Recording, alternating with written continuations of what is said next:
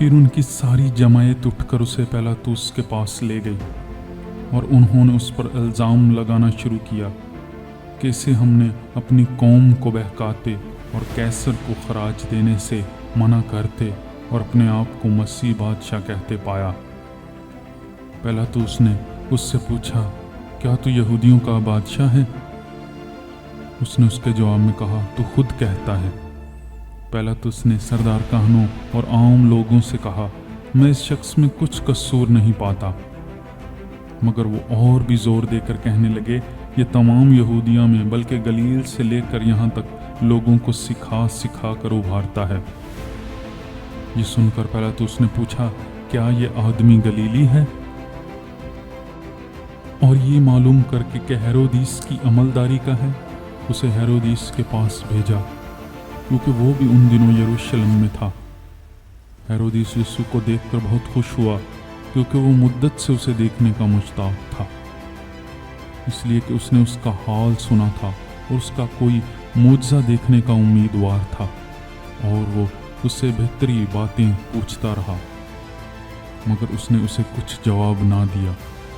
اور سردار کاہن اور فقیہ کھڑے ہوئے زور و شور سے اس پر الزام لگاتے رہے۔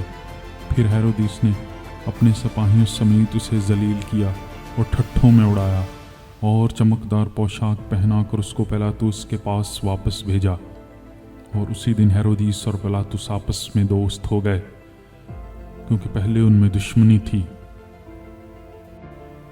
پھر پیلاطس نے سردار کاہنوں اور سرداروں اور عام لوگوں کو جمع کر کے ان سے کہا کہ تم اس آدمی کو لوگوں کا بہکانے والا ٹھہرا کر میرے پاس لائے ہو، اور دیکھو میں نے تمہارے سامنے ہی اس کی تحقیقات کی، مگر جن باتوں کا الزام تم اس پر لگاتے ہو ان کی نسبت نہ میں نے اس میں کچھ پایا نہ ہیرودیس نے، کیونکہ اس نے اسے ہمارے پاس واپس بھیجا ہے، اور دیکھو اس سے کوئی ایسا فعل سرزد نہیں ہوا جس سے وہ قتل کے لائق ٹھہرتا، پس میں اس کو پٹوا کر چھوڑے دیتا ہوں۔ اسے ہر عید میں ضرور تھا کہ کسی کو ان کی خاطر چھوڑ دے۔ وہ سب مل کر چلا اٹھے، اسے لے جا اور ہماری خاطر بارابا کو چھوڑ دے۔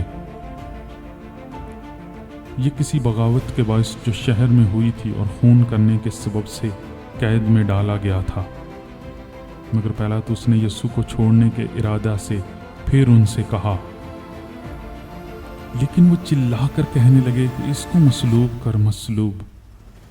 اس نے تیسری بار ان سے کہا، کیوں؟ اس نے کیا برائی کی ہے؟ میں نے اس میں قتل کی کوئی وجہ نہیں پائی، پس میں اسے پٹوا کر چھوڑے دیتا ہوں۔ مگر وہ چلا چلا کر سر ہوتے رہے کہ مصلوب کیا جائے، اور ان کا چلانا کارگر ہوا۔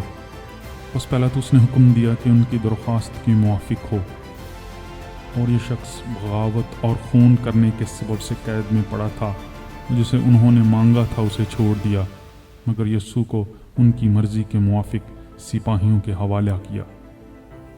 اور جب اس کو لے جاتے تھے تو انہوں نے شمعون نامی ایک کرینی کو جو دیہات سے آیا تھا پکڑ کر صلیب اس پر لا دی کہ یسوع کے پیچھے پیچھے لے چلے۔ اور لوگوں کی ایک بڑی بھیڑ اور بہت سی عورتیں جو اس کے واسطے روٹی پیٹتی تھیں اس کے پیچھے پیچھے چلی۔ یسوع نے ان کی طرف پھر کر کہا، اے یروشلم کی بیٹیوں، میرے لیے نہ رو، بلکہ اپنے اور اپنے بچوں کے لیے رو، کیونکہ دیکھو وہ دن آتے ہیں جن میں کہیں گے کہ مبارک ہیں بانجھیں اور وہ رحم جو بارآور نہ ہوئے، اور چھاتیاں جنہوں نے دودھ نہ پیا۔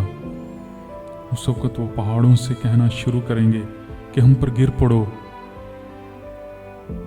اور ٹیلوں سے کہ ہمیں چھپا لو، کیونکہ جب ہرے درخت کے ساتھ ایسا کرتے ہیں تو سوکھے کے ساتھ کیا کچھ نہ کیا جائے گا۔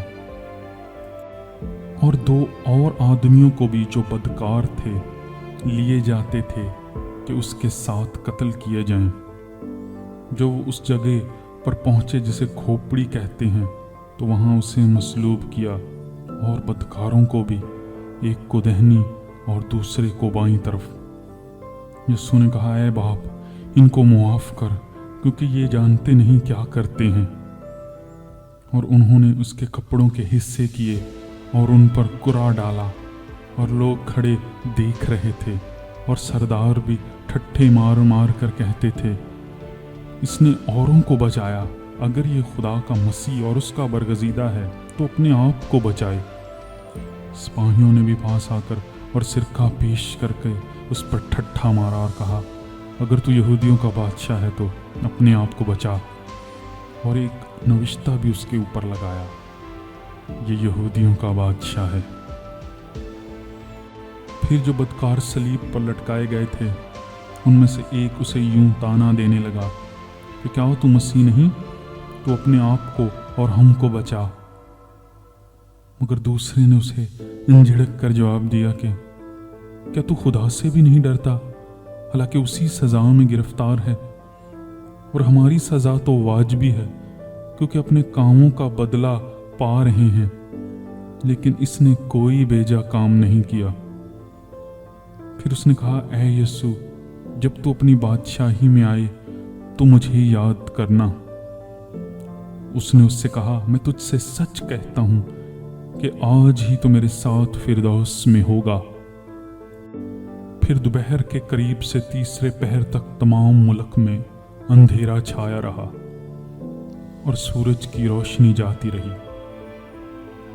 مقدس کا پردہ بیچ سے پھٹ گیا، مگر یسوع نے بڑی آواز سے پکار کر کہا، اے باپ، میں اپنی روح تیرے ہاتھوں میں سونپتا ہوں، اور یہ کہہ کر دم دے دیا۔ یہ ماجرا دیکھ کر صوبادار نے خدا کی تمجید کی اور کہا، بے شک یہ آدمی راست باز تھا۔ اور جتنے لوگ اس نظارہ کو دیکھنے آئے یہ ماجرا دیکھ کر چھاتی پیٹتے ہوئے لوٹ گئے، اور اس کے سب جان پہچان اور وہ عورتیں جو گلیل سے اس کے ساتھ آئی تھیں دور سے کھڑی یہ باتیں دیکھ رہی تھیں۔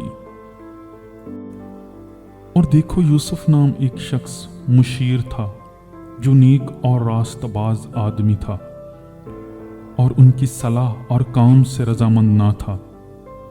یہ یہودیوں کے شہر ارمتیہ کا باشندہ اور خدا کی بادشاہی کا منتظر تھا۔ اس نے پہلا تو اس کے پاس جا کر یسوع کی لاش مانگی اور اس کو اتار کر مہین چادر میں لپیٹا، پھر قبر کے اندر رکھ دیا جو چٹان میں کھدی ہوئی تھی، اور اس میں کوئی کبھی رکھا نہ گیا تھا۔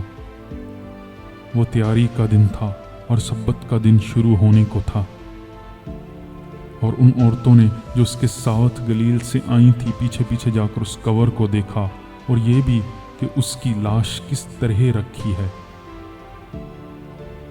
اور لوٹ کر خوشبودار چیزیں اور عطر تیار کیا۔